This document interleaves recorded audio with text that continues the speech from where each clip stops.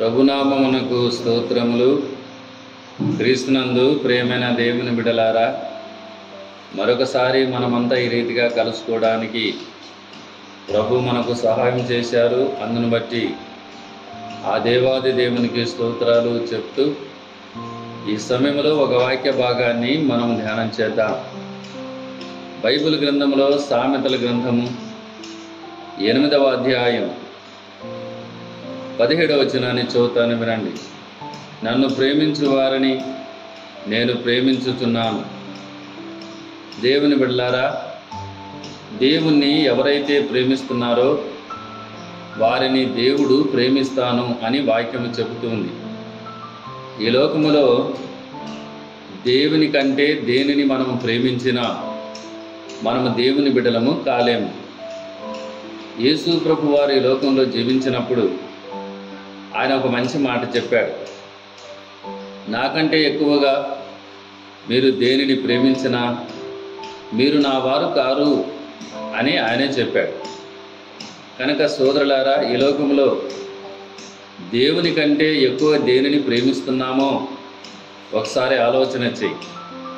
ఎందుకు మనం దేవుని ప్రేమించాలి అంటే ఆయనే గన మనల్ని పుట్టించాను. మన కొరకు ఆయన ఈ లోకానికి వచ్చి ప్రాణాన్ని త్యాగం చేసి మనకు రక్షణ ఇచ్చినటువంటి దేవుడు.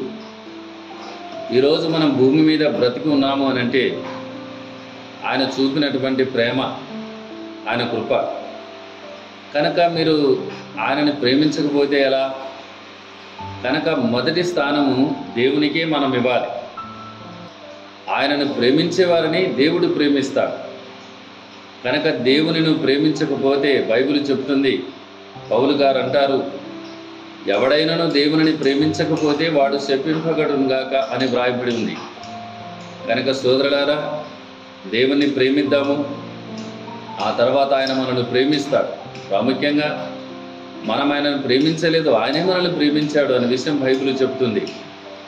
కనుక మరి దేవుని కంటే ఎక్కువగా దేనిని ప్రేమిస్తున్నావో పరిశీలన చేసుకొని మొదటి స్థానము దేవునికి ఇచ్చి దేవుణ్ణి ప్రేమించే వ్యక్తిగా ఉండాలని దేవుని వాక్యము మనకు చెప్తూ ఉంది. ద్వితోపదేశ కాండములో కూడా రాయబడి ఉంది. 6వ అధ్యాయం 4వ వచనం, 10వ అధ్యాయం 12వ వచనంలో నీ దేవుడైన యెహోవాను ప్రేమింపవలెను అని. కనుక మనల్ని పుట్టించి రక్షించి మమ్మల్ని కాపాడుతున్న ఆ దేవాది దేవుణ్ణి ప్రేమిద్దాం, ఆయన చేత ప్రేమించబడదాం. అట్టి కృప దేవుడు మనకు సహాయం చేయునుగాక. ఆమేన్.